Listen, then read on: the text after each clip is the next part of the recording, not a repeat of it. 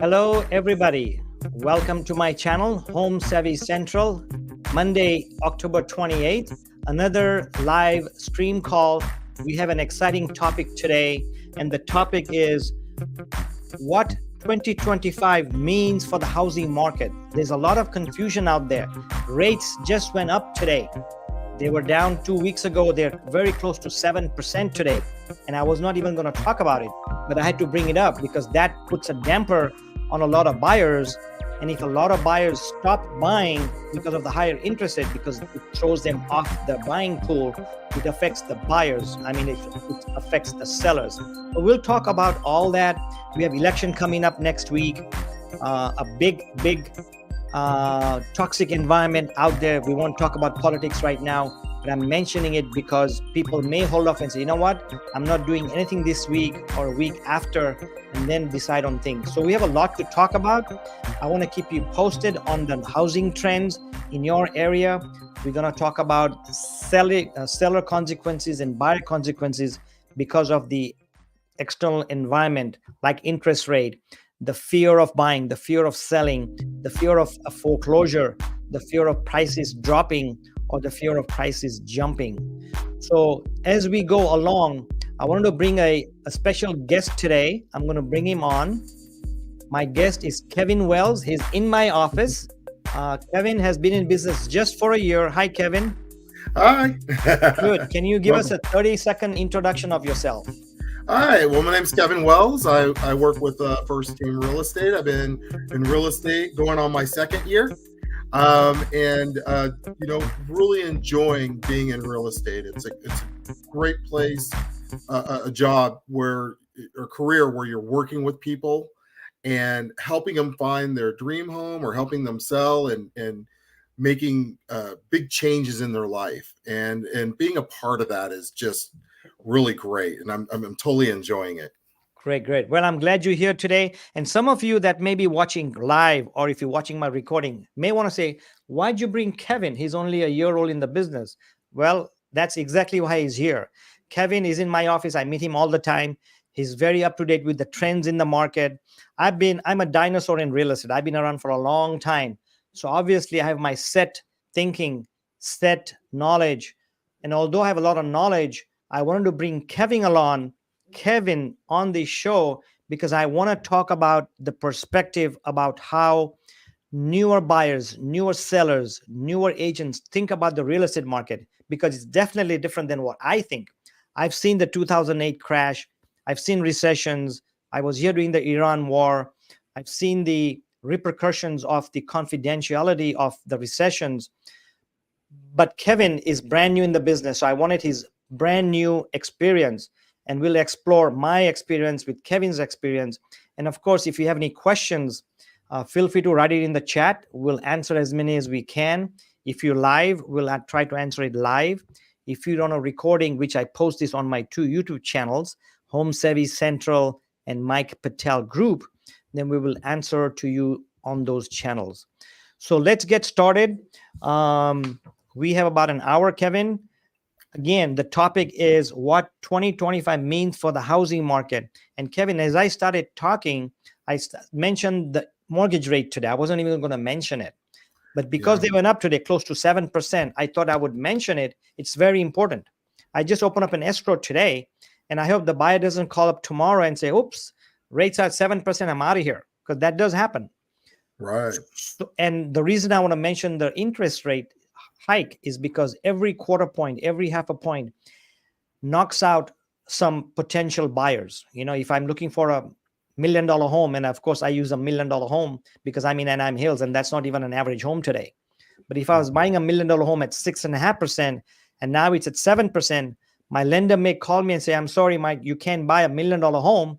Rates went up to 7%. You'll have to settle for $950 or $900. So, and I say, you know what? I don't want anything. I want $1 million home because I want a 4-bedroom versus a 3-bedroom. So it's very critical. The rates are very important. So Kevin, if you're a brand new buyer, brand new seller who's going to sell and buy because you want to move near mom or near the hospital or near relocation, what's your opinion on the effect of the interest rate on a typical real estate consumer? Well, it's very tough on the consumer. I mean, like you said, just a quarter of a percent can push people out of the market. However, being a newer agent, I do a lot of open houses, and I'm meeting people every day that are still needing to buy a home. People always will still need a place to live, and it's like, what's the alternative if you're not buying a home? Renting. And the old adage is you're going to have to pay somebody's mortgage at some point. And so that's why I still see people coming to the open houses. I there is still predictions that they're talking about, especially like I'm California, so Mhm. I know California really well, but there are predictions that interest rates will drop in 2025, Mhm. and but that will also mean home prices may increase. But I think earlier this year they're saying home prices increasing to like by 2% Mhm. 2025, and all the way through 2028. Mhm. You're going to see price increases. But right now, California, they're saying even the prices could increase even up to 4%. Right. So that being said, um, still owning a home is a major asset for a person's life, and Right. you know what I mean? Like, Yep. it's not just just an asset. It's like when you're buying a home, you're buying community. I mean, most of the people that come in looking for a home, one of the things they always ask for is, do they have in a 2-story home, they're asking, do they have a bedroom downstairs? Why? Right. Because now the homes are starting to become multi-generational. Right. Right. Okay. They have Yeah. their grandparents living with them and things like that. So while it's going to be tough, you don't really want to marry the interest rate because things will change. Correct. Correct. Yeah. So I brought this screen up so we can see today's mortgage rate on Monday, October 28th. The current average interest rate for the benchmark 30-year fixed mortgage is 6.82. I mean, just a month ago it was close to 6% because I had one of my buyers talk to a lender. Hmm. But I wanted to bring it out here that, hey, these are the facts. It's not me telling, hey, the rates went up, or you saying rates went up. Here are the facts. You can take a look at it. This is today, and this is on bankrate.com in case you're wondering, because I use them all the time. But one thing I want to mention to you, Kevin, you mentioned that, hey, if I'm renting versus buying, you're paying somebody else's mortgage. But I wanted to get your opinion because I get this question all the time. Is it better to buy versus rent? So let's say we're in Anaheim Hills, and Anaheim Hills, the medium home price is 1.2, Hmm. $1.3 million. So if you Right. put 20% down, you're looking at 7, 8, 9,000 a month payment. Correct. So the question is, if I'm a renter, renting a 2-bedroom apartment unit, my garage is not fixed. I have a detached garage. I have a 2 bedrooms, 1,000 square feet. And if I buy a house, I'm going from paying rent of, let's say, 3,500 or 4,000 a month, which is pretty typical here in Anaheim Hills area, Orange County, jumping to 6,000, 7,000. That's a big chunk. Yeah, So that's true. Very as a true. renter thinking to jump into home ownership because you got property tax, you might have HOA fees, you might have insurance. How do you handle that quote scare of jumping from a, let's say, a 2,000 payment to a 4,000 payment or a 3,000 payment? It's a big jump. Yeah, yeah. Well, I mean, one of the things you brought up is, okay, how do you handle? I'm thinking, how do you handle that fear of making that jump, right? Hmm. And a lot of the times, even in the career I'm doing, it's all about learning. We're always constantly learning new Hmm. things. Every Right. year, rules change, laws change, all those stuff like that. But the way that fear gets removed is by educating yourself, learning about what, hey, okay, if I want to buy a home, what do I need to do to prepare myself for it? Hmm. How much of a down payment do I want to do? Right. What programs are going to be out there? Right. Keeping your ears to the ground and listening to those types of things that are happening, and talk, thinking about the community that you're going to be in, and find out what's going on in that community. The Hmm. one thing that moving into real estate really helped me with, which I wasn't doing before, I'd go to work every day, but I started to involve myself more into the community. Hmm. And I started becoming a La Habra Host Lion, which is like a charity organization. But what you find is when you get more ingrained into the community, you find out more about what, who's running for council, what's going on in the city. You get more involved and become a part of it. So you get some knowledge, but also you get to a point where you start making your voice heard in that community. Correct. So yeah, I mean, to combat that fear, you got to think about also what you're going to get from Right. having a home. Yeah, you get more than 2 bedrooms or 3 bedrooms. You get a community, you get tax write-offs, you Right. get appreciation, you got neighbors that Yeah. are your caliber. I mean, if you can afford $1 million home or a $400,000 home or a $500,000 home or a 250 home, you can afford that community. So your homeowners, your neighbors are going to be in line with you, the school district, the shopping, they're kind of in line. So you create a community. Well, let me ask you this question too. It's like, what happens if you lost your job? Like it's a crazy world we're in right now. And if you Right. lost let's say for instance, you lost your job and you have a home. Most people's like, oh, well, I wouldn't be able to afford it. But when you have been putting money into your home and you're building equity in it, and some of that equity is because the money you're putting in, but some of that equity comes from the value of your home growing. Right. And Okay.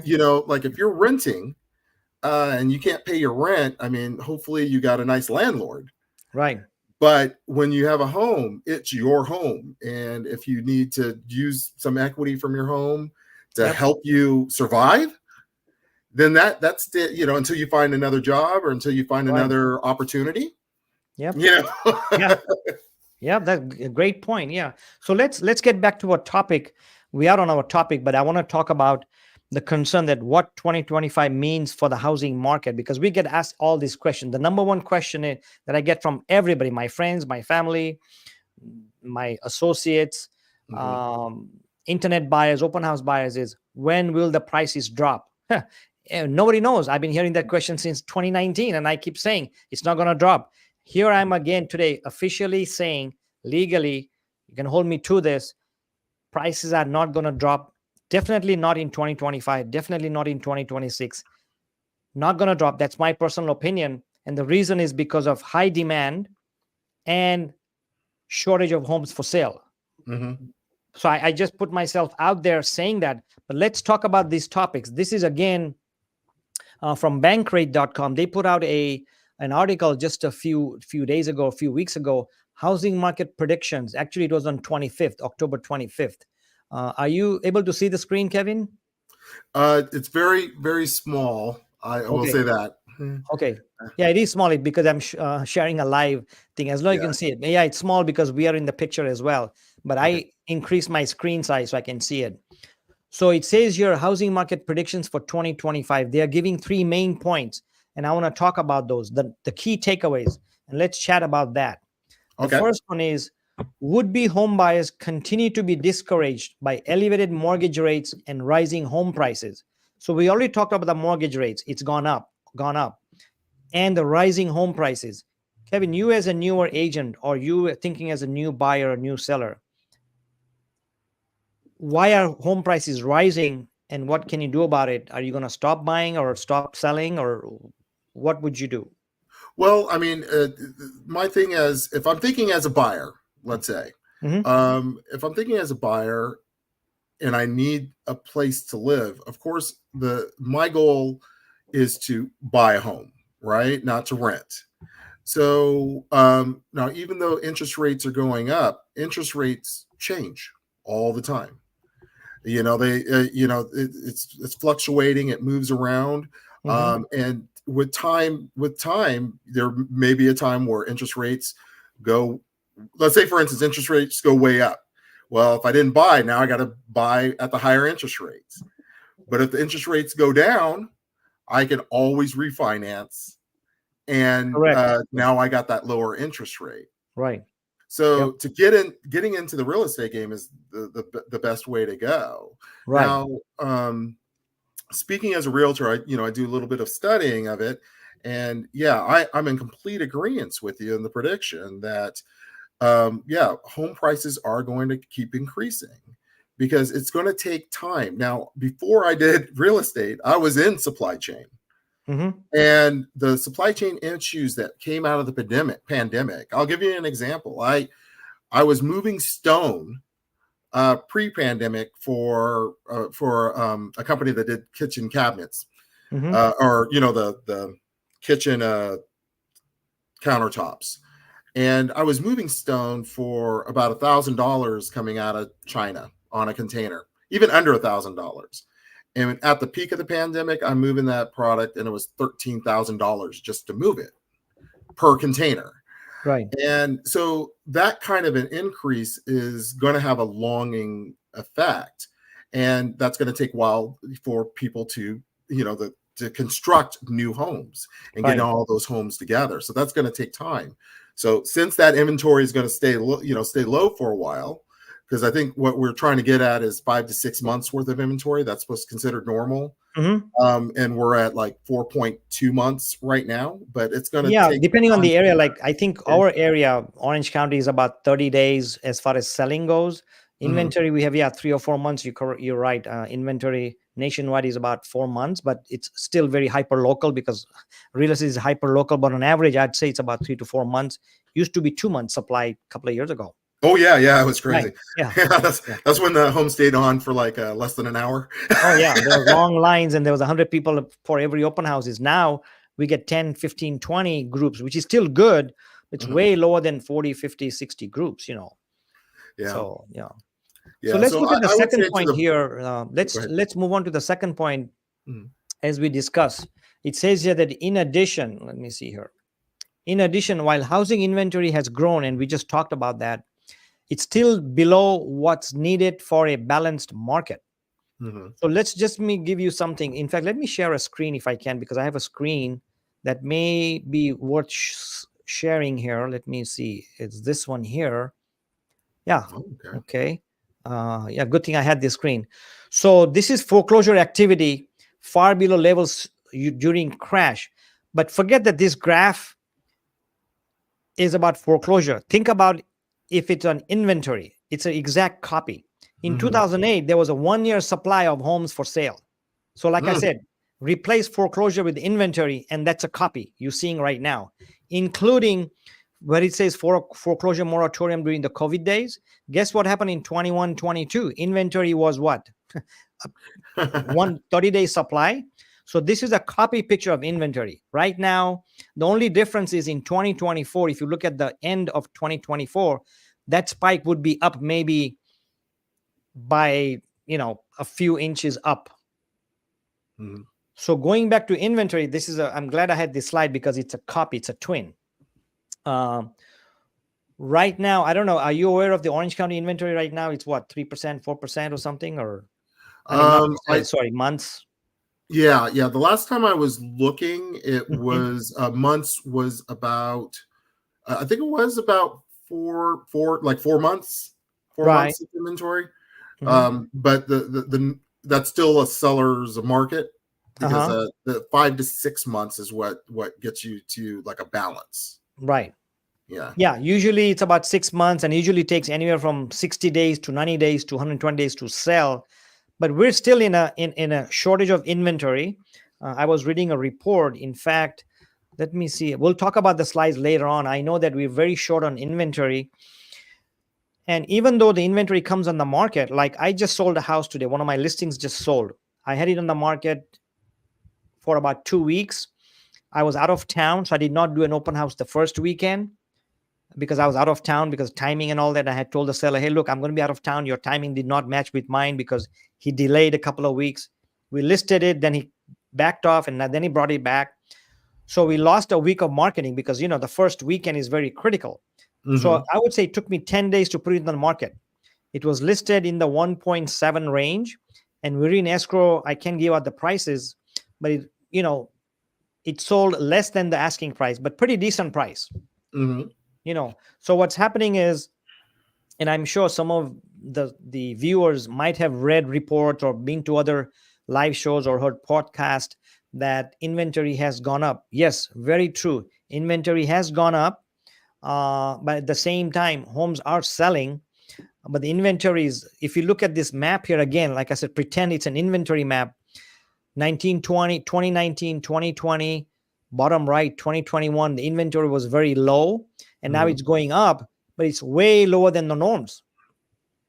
It's like if I lost weight or if I gain weight, let's say I gain weight to 160 pounds, and I used to be 140 and I dropped 5 pounds, heck, I'm still overweight by 15 pounds. So I did drop a little bit of weight, but I'm still higher. So in this case, it's a reverse. Yes, inventory went up, but it's way, way lower than your norm.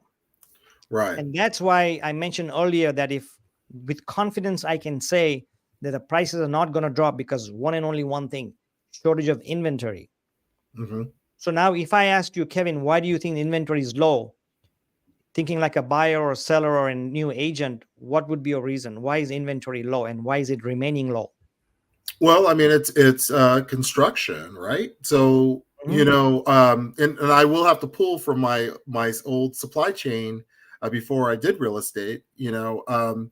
Is that inflation, things cost more.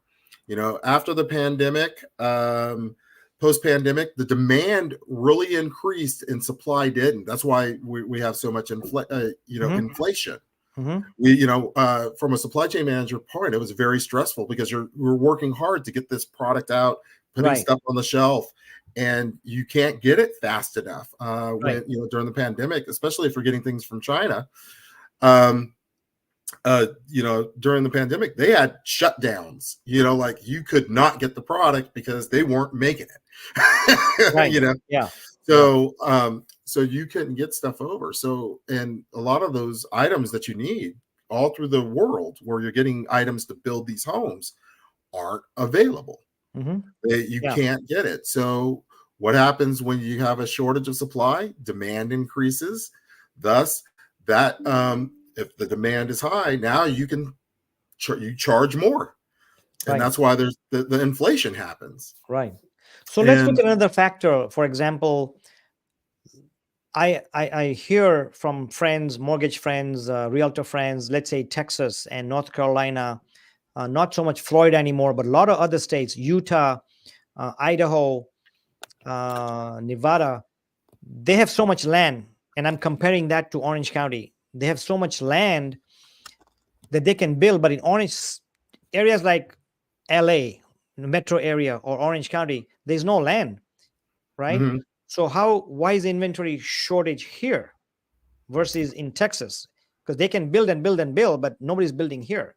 So why is there a shortage in Texas and in North Carolina and Nevada where there's plenty of land and they've been building? Well, I believe that one of the things I was looking at, and it might be on the political side, but there's some land like federal land that they have. There's even some talk of the plan to help get more homes built is more of a, hey, can we use some of this federal land to start building homes? Mhm. Um, there's also uh, thoughts of the regulations that are required Mhm. to construct, for construction. So Right. those are questions that have been happening. But why a buyer right now wouldn't want to, like, if there's a buyer that may be hesitant to buying a home, is they see the home prices and they, a lot of, there's even the younger people that I talk to, the idea of buying a home, they're like, I can't have $1 million. So but the problem is they're not even checking to see what it would require to do it. Are they talking to a lender? Are they doing the research required to find out, hey, could they afford a home, and what would it would take to get there? Mhm. So Right. there's some of the things that they would need to Right. do. Okay. Cool. Okay. Yeah, and I did a TikTok video yesterday, this morning actually, and the TikTok video was advantages for the seller because there is a shortage of inventory. Hmm.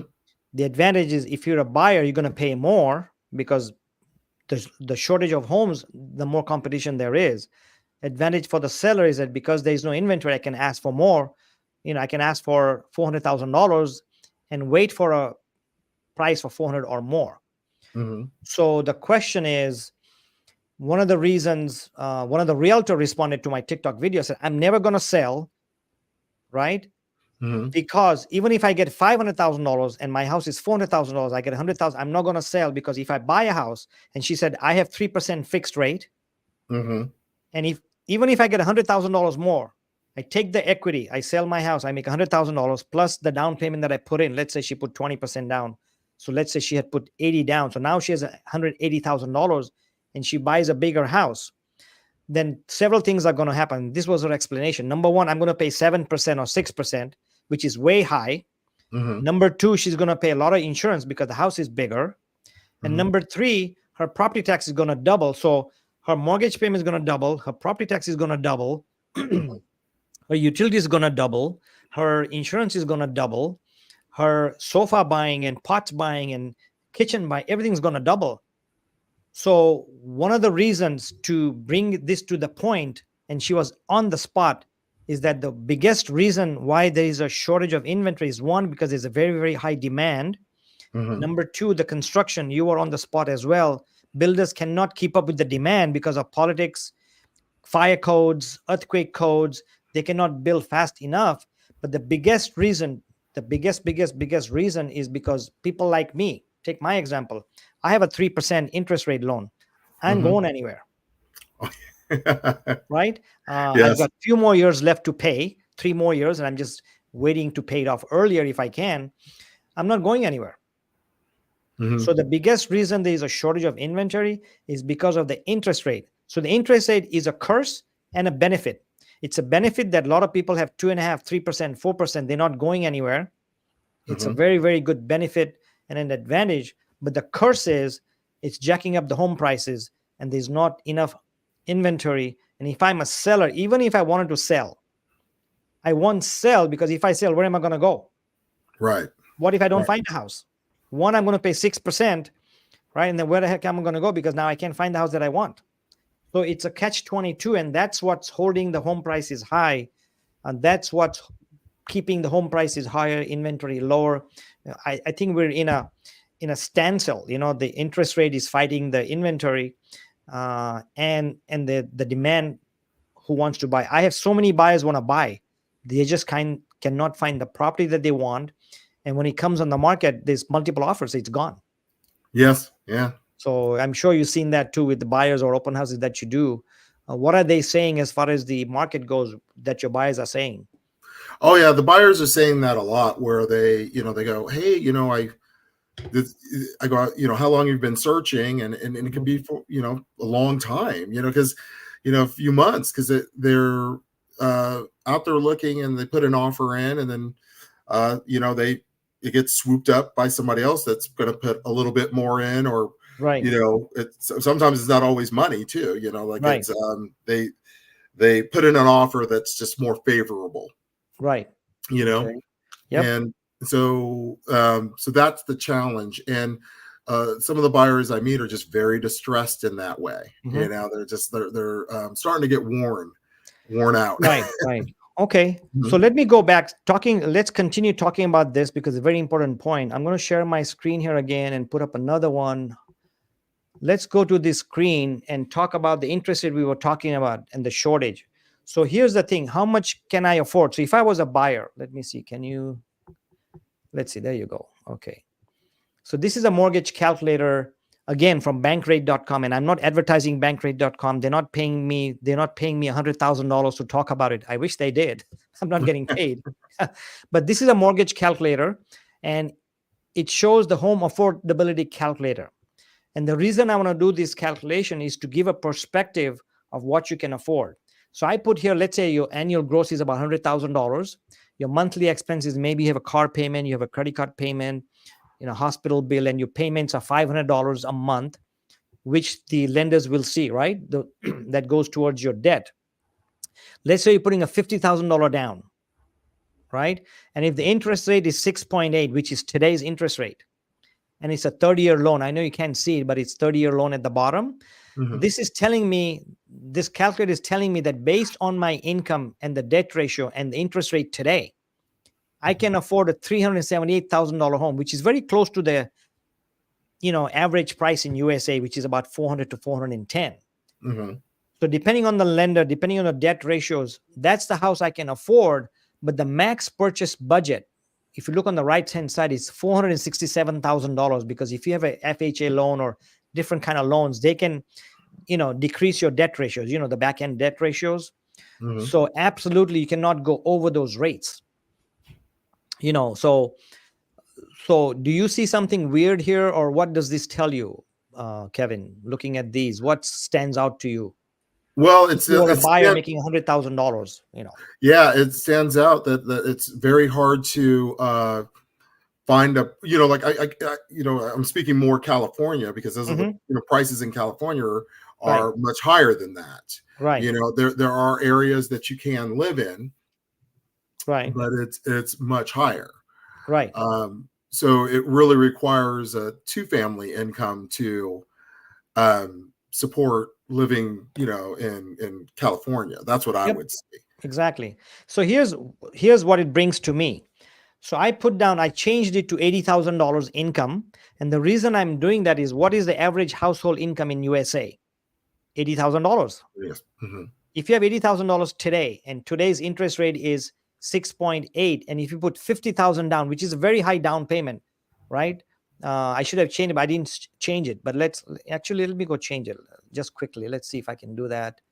I'm gonna take it down to, let's say, a random number of $30,000. Mm-hmm. Okay. Now you can see that if an average household family that's making $80,000, of course, you can't buy anything in California for $266,000, but it's saying that at $80,000 at 6.8, right, you can buy a house around 266, a max house of 337. Mm-hmm. Now, there are states that you can buy a house for 350, 260, but not a lot of states, right? Right. Let me do another thing. So just to gives you a perspective that there's a big dilemma. An average household makes $80,000.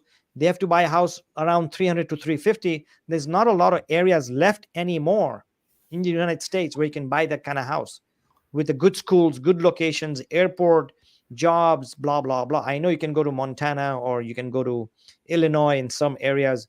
Not that they're bad areas, but the price is still low. But Mm-hmm. let's take this a step further. I'm going to go one more step further. At 6.8 interest rate, it's $266,000 purchase, max of 337.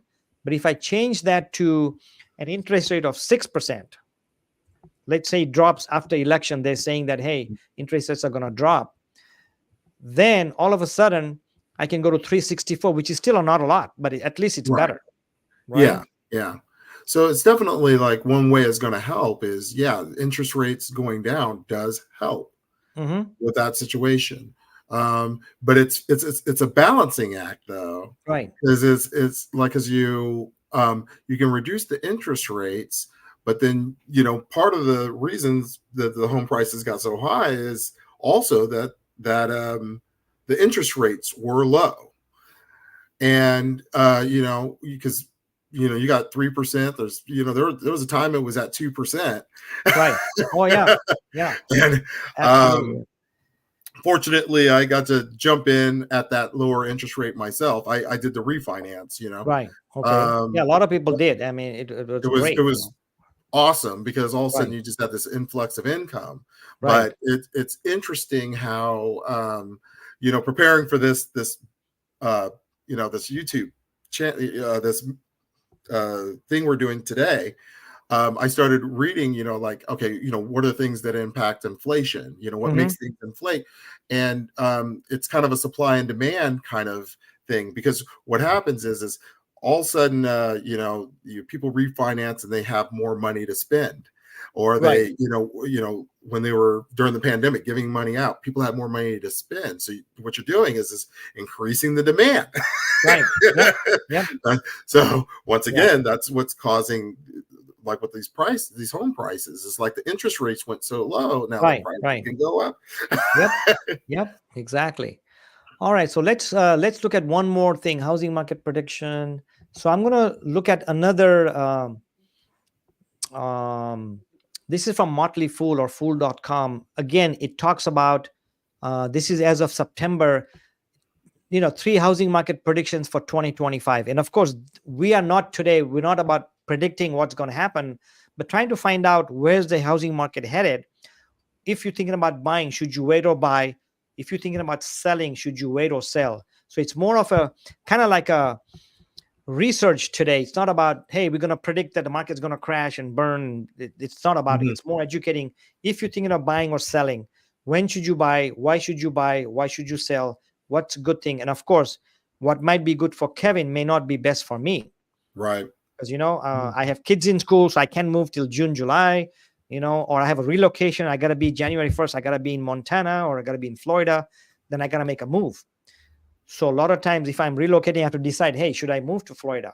So let's look at this prediction, or 3 housing market prediction. The first thing they say is mortgage rates are already falling. And of course, this was in September, and will likely drop further in 2025. Right? And we've been hearing that they did drop last month. They're up again today. There is a prediction that the Feds, Jerome Powell and the Feds will cut 0.25 and another 0.25, maybe next week, maybe after election, maybe before December. If it drops, that'll help a lot. What are you hearing from buyers that you meet saying, oh, what's going to happen to the mortgage rates? Or what's your opinion, Kevin? Well, a lot, earlier in the year, I got a lot of, hey, I'm going to wait till the interest rates drop.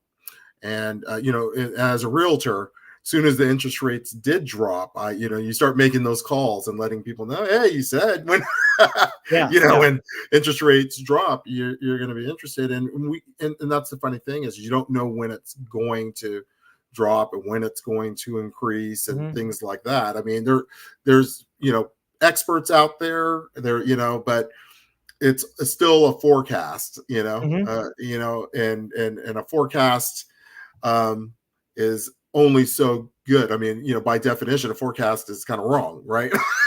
Right. So, Yeah. so, but when I'm hearing what I heard from the buyers earlier this year is the interest rates, hey, when they drop, and then, when I called and I said they drop, some started to switch over, they started to think about it. Some are now considering that the interest rates just went up again, and there's predictions out there that in 2025 that interest rates are going to start to go down. And I hope so, because the ones that didn't jump in when it was time, they're waiting. Everybody's trying to predict. They're gambling, Right. And at some point you have to make that decision on the long run. Right. So here's the scary thing of this whole real estate that's going on. It's very confusing. It's very erratic. It's very unpredictable. Here's what happened. When the rates went down, the prices are still going up. And experts are saying, and I believe the same, I don't know what you think about it, but I feel that when the rates drop, like they're supposed to, let's say they come to 6.5 compared to today, or they come to 6%, or hey, everything's good and it drops to 5.5%. Guess what's going to happen to home prices? They're going to go up. They're only going to go up. So it's a good thing to the buyers. So here's a buyer looking in Anaheim Hills area for 1.2, buying a house at 7%. Now the rates drop to 6% or 5.5%. Guess what? That house on the market will have 10 offers on it. Right? So the price is going to sell for 1.25. So it's a catch-22. That's why I keep telling people, one thing I say, and I have a video on this, is you buy when you are RWA, ready, willing, and able. That's when you buy. Don't wait for the rates to go down. Don't wait for the prices to come down. And I like to joke. I'm in a funny mood today. Don't wait for that perfect wife, since I'm a guy. There is no such thing. But if you find an 8 or a 9, go for it. There's no 10. Same thing. I'm sorry to say that, there's no 10, and same thing with husbands. There's not a 10, but if you find 8 or 9, you're doing fine. So if you chase the market, you'll never win. I have a very good friends of mine. 2 years ago, I told him to buy. No, interest rates is too high. Prices are going to drop. Mike, my word. Guess what? They're crying right now because now they can't qualify to buy in Orange County because they want to buy 1.3, 1.4 homes, which last year were a lot less. Mhm. So I always say to buyers and sellers, don't chase the market. You can never predict it. Experts cannot predict it. Realtors who've been in business 25 years, 30 years, sell hundreds and hundreds of homes cannot predict it. What Mhm. makes you think, and I'm being nice about it, not being mean about it, what makes you think you can pick the right time to buy a house? You can't. Right. Yeah. Buy when you are ready, willing, and able to buy. If you're ready to move, you know what? I want to move from this apartment life to a house. I'm ready to go. I need a Mhm. better life. I got kids now. I don't want a garage one block away. So I want a better life. So I'm ready to move. Are you able to buy? Yep. I talked to my lender and said it'll be tight, Mike. You can barely afford $400,000, but with 6.5, with your good credit score, you can buy a house. So I'm ready to buy, Mhm. right? And I'm Right. willing to buy, ready, willing, and able. So if you're ready, willing, and able to buy, buy. Same thing Mhm. with selling. Don't chase the market because rate prices are going to go up according to reports until 2028. Mhm. So the Yeah. house today in Anaheim Hills at 1.2 will be what 1.7. Mhm. Right. Yeah. So mortgage rates are already falling until and will likely further in 2025, which means home prices will go nowhere but up. So in the same boat, it's not going to help you. Let's Yeah. go to the next point. Experts predict that home prices will continue to rise. Oh man, we are ahead of the game, Yeah. Yeah. Yeah. albeit a slower rate. So we just talked about this point. We should move on, unless you want to make any Yeah. comments. Yeah. No, the only thing I would add to what you're saying with the red, I love the RWA, ready, willing, and able. Mhm. Is because a lot, I meet a lot of people that are ready and willing, but they're not able. And I think the thing is to learn how to prepare yourself to make yourself be able, so that Right. when it's time for you to move, you're not worried about the market and the prices and stuff like that. You're setting, getting your credit right. You're saving for that down payment. Mhm. And higher interest rates help you with that saving, right? Right. Right. Yep. So uh yeah, just get yourself able, Right. so Exactly. you can be RWA, and then you Yeah. can And here's move that that house. leads. Yep. That's perfect. I think we have having a great conversation because that leads us into the third topic. It says the affordability crisis will ease a little, though first time buyers still face an uphill battle. We just talked about that. So let's go back to that. If I have that screen ready, let me see. Let me go back to that. I'm going to change some prices. Now I'm going to leave the screen the same and I'm going to share that screen that we just talked about. I'm going to bring it back. Where is it? Let's see. Stop sharing this screen and I'm going to share a screen. Sorry about the little technical thing. Yeah, there you go. Can you see it now? Coming back to the old screen. Yeah. Where is it? Oh, it's not there yet. Okay, let me do it again. Sorry. All right, where is it? How much house can you afford? Share. There you go. I need a helper here. So coming back to the affordability, let's say you are ready, willing, and able to buy, but because the interest rate is 6%, right? You can Mhm. afford a 287 house. Then you know what? Buy a 287 house. It's okay. Right. When I bought my first house way back, my lender qualified me for $121,000 condo, and I bought a $121,000 condo. It was a 2 bedroom, 1 bath, 900 square feet. That's all I could afford. I was brand new in the business. I had just started a business. I didn't even have a job. I started a business. So I was a investor. The way I got the loan was through an investor loan, where I was a business person. Um, and I bought a $121,000 house, kept it for 7 years. Then I moved to Anaheim Hills and I bought a $250,000 house, and I could barely qualify. They Mhm. they they did this and boxed and wrestled to get me the loan, and I got it. And I'm here today, 25 years later, and the house is 4 times more. Mhm. But I bought a house when I was ready, willing, and able at 121. So looking at this chart, and this is a national chart, of course, if you're in California, Orange County, you're smiling or joking at what the heck you're talking about. You can't even find a mobile home for 287.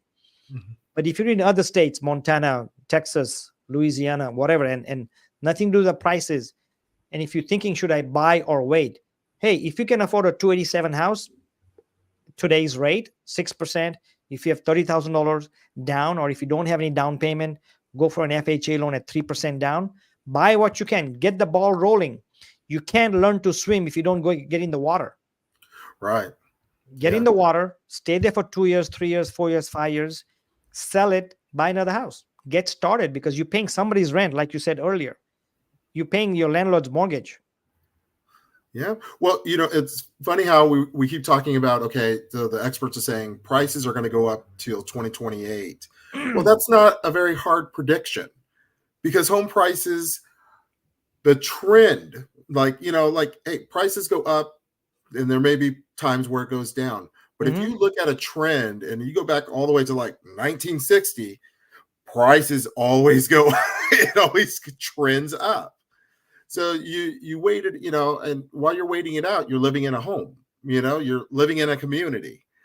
And yeah.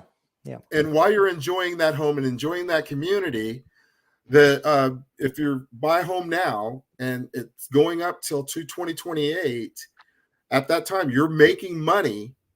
Your home is adding in value, and then you're having equity. So then it's just a smart move. Here's my question. This is the dinosaur talking. Dinosaur in real estate. Been in business 25, 26 years or more. Mm-hmm. Here's what I'm thinking, right? Let's say you're going to buy a car or a grocery, right? You're going to go to the grocery store, or you want to buy a car, or you want to buy a refrigerator or a TV. Are you going to wait until the prices drop on the TV, on that milk, on those diapers, on that TV are they going to drop? Why the heck? Sorry to say this, and I'm trying to drive up. Why are you waiting for the home prices to drop? If you're going to buy a car, you're going to wait and say, you know what? I'm going to wait until the car prices drop. Mm-hmm. They're not going to drop. So why are you waiting for the home prices to drop? Right. And again, my dinosaur brain, yes, a lot of people who are buying, and when they talk to their dads and uncles, they saw the 2008 crash and they say prices. Yeah, so I totally understand psychologically that the prices will drop. But if car prices don't drop, the Nike shoes are not going to drop. The concerts you go to, prices are not going to drop. The Starbucks coffee that you drink or McDonald's burgers that you buy, why aren't you saying, you know what, I'm going to wait for the McDonald's prices to drop and then buy? Why the heck? Again, I'm not trying to be mean. I'm just trying to put the point across. Are you saying home prices will drop, then I'll buy? Give me the logic. I'll give you an example. My own personal example. What happened to me? My home I bought at the peak of the crash, right before it happened. Okay. Right before it happened, and I felt like, this is before I really understood real estate and started learning about it. But I felt like the biggest idiot. My dad said, "Don't buy a home." And people tell me, "Don't buy a home. Don't buy a home. Don't buy a home." And I felt like, oh man, I made this huge mistake. But come a few years down, and I raised my kids, and they go to the school here, and hanging out in the community. I have a place to come home and eat my dinner, and I have a place to watch my games and have a good time and stuff like that. And all that time doing that, I bought that home at, what was it, $450, and the home now is worth $750. Exactly. I made $300,000 from just living. Exactly. That's what I'm saying. And you got tax breaks. You enjoyed the house. Right. You paid down your mortgage. And guess what happened to the house? It went up 4% per year for as long as you've been there on average. Yes. So if I listen to everybody else is saying, don't buy, we survived it. And Exactly. I learned a lot during that process. But, if you're going to invest in anything, a home is great for your family. It's a great for the, and homeowners help their community. Exactly. I mean, those property taxes go to your school. If you're renting, that's one thing, but you're a homeowner, you're supporting that school, and then you're going to feel even more inclined to be a part of it. Right. To be a part of that community and part of that school and making sure that neighborhood park stays clean, Right. Yeah. And because I tell you, don't let one piece of graffiti land anywhere near my place. I'm calling right away. Exactly. So one thing I will caution is, yes, I keep saying buy a house now when you're ready, willing, and able to buy. One thing I would caution to any buyer, whether it's in this market or hot market, slow market, is that you can go wrong buying a house or a commercial property, because somebody just asked a question about commercial property, if you are buying it for long term. So if you tell me, hey, Mike, I'm going to buy a house and then in 2 years I'm going to move to Texas, I would say, you know what? Let's Yeah. think about it. It could go down. Yes, prices could go down next year by 5% or 3% or 2%. But if you stay there for 7, 8, 9, 10, 20 years, it's nothing going to go up. It's going to do nothing but go up, to correct myself. Yeah. It's going to do nothing but go up. We should write a song on that, Yeah. But just a caution, yes, and of course, we're not saying you to buy houses because we want to make commission, because I know some people think like that. I know these viewers are not saying that, but I know a lot of people, because I do TikTok videos and we have a weird crowd on TikTok videos. Oh, you're telling us to buy because you want to make commission. What the heck? Are the buyers that stupid that they want to buy because I make a commission, or they're going to buy because they are ready, willing, and able to buy? But that's a whole new Right. story. So let's go back to the myths about buying a home. And when we talk about this, I'm talking to the buyer, first time home buyer, second time home buyer. And if you're a seller thinking about selling California, sell your house for 1.5 and go to Texas and buy a house for $400,000 and enjoy your retirement life, it's also for you. So the myths are, let's look at it. Let me go to the next slide. I'm going to remove this slide and go to the next slide and just talk about that. What are the myths of buying? Let's go here. Here, the myth, and I'm going to read that out. Can you see the slide, Kevin? Yes, I can see it. Okay. So the myth is it's not a good time to buy because home prices are going to crash. Oh my gosh, didn't we just talk about it? Oh no! Oh no! Don't listen And to the it. reality is, here's the reality. While price trends vary by local area nationally, home prices are expected to rise at more normal pace in 2025. 2025 home prices forecast. So this is a forecast from Goldman Sachs, Wells Fargo, Fannie Mae, Freddie Mac, Mortgage Brokers Association, all these big guns, what we call in real estate. The average is 2.6, which I think is very low. Mhm. So here you are. This is not me or Kevin telling you. Prices are going to go up in 2025. Should we just move on to the next slide and shut this chapter? Yeah. Or you want to make a comment on it? Go ahead. Only thing I would say is California, I think it's 4% increase. Orange County, it's 5. Yeah, exactly. Yeah. Mhm. Right. Okay, let's go to the next slide. And this is we're talking about the myths about buying. Let's see, what does this guy say? Okay, the myth. If I have a student loan debt, I can't buy a home.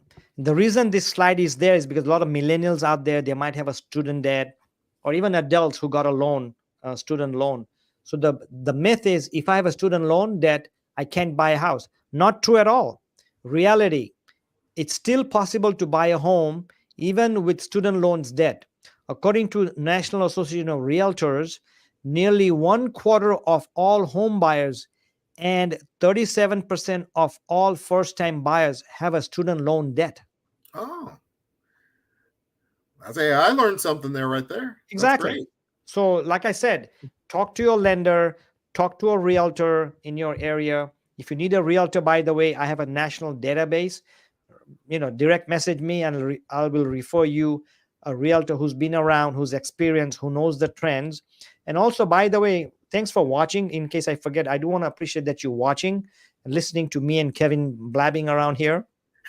While you're doing that, please make some comments, give us some feedback, how we're doing, what would you like to hear, and also subscribe to our channels. I would really appreciate it. You'll help us grow so we can give you more information. So any comment you want to make, Kevin, on this slide? Well, Or any other I debt think this other than is housing debt? really great information, because that is a challenge for a lot of students, is their student loans, and that's actually been a big discussion in our country. So but yeah, this is very interesting. I love it.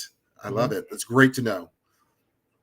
You got to bust those myths. The way to look at this slide is, let's say you don't have a student loan, but you bought 2 of your kids' cars and those are on your name.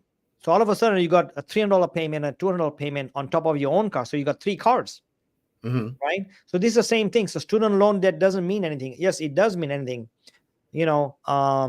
And what I tell people, and I've actually done this with the help of a lender. We had a buyer a while back. He had a student loan, and he had a car payment, and the car was old and beat up, but he still had a payment of about 237 a month, and that was bringing his debt ratio down. So you know what Mhm. we suggested to them? He only had like 3 or 4 thousand left on the car. We told him to pay off the car. So instead of putting 20% down, we had him put less down and take the $3,000, pay off the car. So all of a sudden, that $230 was not in the payment. So his debt ratio was much better. Oh wow, that Yeah. is so cool. Yeah, So it's ready, little willing, and things. able. Yeah. Talk to a lender. Be ready. We're not saying buy now. If you're thinking of buying, talk to a lender, talk to a realtor, and say, hey, I want to buy a house in June, July next year, or December next year. What do I need to do? Clean up my debt, clean up my credit, increase my credit, start Mhm. saving. A lot of things you can do. So when we say buy now, doesn't mean buy, go out and buy tomorrow. Get ready to buy. Whether Mhm. it's a year out the road, 2 years out the road, start saving. Put $100 more in your savings. Get your credit score up. Stop those Starbucks coffee and put that $8 a month or $8 a day that you pay in your savings account. You'll have $100 a month that you're saving just on coffee. Oh yeah, I have two kids, and they tried to start that Starbucks nonsense. I told them, hey, listen, no more Starbucks. You Yeah. make your little allowance. Why are you going to spend? Give it to them. Save it Yeah. up. And I don't mean Starbucks. When I say Starbucks, I don't mean Starbucks. In case Starbucks CEO is helping, he'll ban me on everything. And not that he's watching. But when I say Yeah. Starbucks, I meant the mentality that you go to a McDonald's coffee. I'm surprised of the lines in fast food restaurants in the morning for coffee. You're waiting 10 minutes in line for coffee. Why don't you make it at home? Spend the 10 minutes so you don't have to stand in line. And plus, you'll save $3 on coffee. So I just can't get that straight. Mhm. But that's a whole Yeah, new topic. me and my wife did the math one Mhm. year where we cooked at home Right. versus eating out, and we literally cut our food bill in half. Yep. And we were very happy with the food we were making. Yep. I started bringing lunch to my office a year ago. An average lunch today costs you $10 to $12, depending if you buy a drink or not. And I don't buy Mhm. drinks anymore because it's all sugar. But Right. even then, a sandwich, I go to Waba Grill and Flame Broiler, mini bowls are like $10. Wow. So I Mhm. take lunch from home. I save $10 a day. That's $50 a week. That's $200. Easy. Hey, yeah. Easy. So that's way to, yeah, yeah. So let's go to the next slide. I'm going to remove this slide. Where am I? Remove this slide. Let me go one more slide here. Slide 4. What does this slide say? Okay, the myth is it's going to take forever to save for a down payment. Oh my gosh, we're ahead of the game every slide. So the reality is, if you need to give your savings a boost, look into down payment assistance. A lot of people don't know this is an option. Most first-time home buyers qualify for down payment assistance, but few use it. This is a huge thing. You might know more about this because I've never done an assistant program, assistant buy, but you may know more about this. Do you want to talk about this? Well, I do. This is the thing that I would say about this is that it goes back to talking to that lender. Because the lenders know about all these programs. Like, they're the ones that, like, if I have anybody coming up and it's a first time home buyer, I was like, here, let's talk to the lender, because there are a lot of myths that, Mhm. how much you're supposed to put down for a down payment, how much, what credit score do I need. There's a Right, lot of myths about that. And right. once you find that out, and then they come in with all the programs, Mhm. there's so many things out there Yep, that you may they be are. sitting on an opportunity you don't even realize you have. Yeah, the city programs that they give you, of course, not all cities have it, and they have it at certain times. There are county programs where the county wants the county to grow and people to move in. There Mhm. are state programs. There's federal programs. There are nonprofits that give you assistance, right? So there's a Right. lot of things. Talk to a lender. They know. If Mhm. your lender does not about it, call another lender. Not that you're not going to do that, you're going to do it anyways, right? So talk to a Right. few lenders and say, hey, what are these state programs? There's tons of them out there. Yeah. I've never used them, and I know the city of Anaheim has programs. I know for sure that during COVID, There was the Golden State program by California. I don't know what it is, but they were giving $25,000 as down payments to certain amount. You have to have a certain income. You have to pay them back if you sold the house. Regardless, they'll help you with the down payments. So yes, people don't like government and states and cities and all that, but they're there to help you. Call your city and ask them, hey, I want to buy a house. Are you going to have a program? If you don't have a program right now, will you have one? I know about 10 years ago, the city of Anaheim had a program for first responders. That means if you were a police, if you were a fire department or other first responder department, they were giving 20% down to them, right? And then the only time you pay back is when you sell before a certain time. And if you don't sell in that certain time, then it's yours to keep, because they wanted this first responder to stay in Anaheim Hills or Anaheim. And they had the programs like that. Yeah, that's great. So, each city is different, each county is different, each state is different. Check with your local lender, check with your local realtor, call your city, call your state. They are out there. Google it, ask Siri, ask Chat GPT. They're out there. You just have to look for it. We want you to buy a house. We, in the sense, the real estate industry, the states, they want you to buy a house. When you buy a house, you become wealthy, you create jobs, you become stable, you become richer. So not only you want to buy a house, but we want you to buy a house. The richest people in the world, especially in USA, are people who own real estate. The net worth of a home buyer is 40 times more than that of a renter. What more do you want us to say?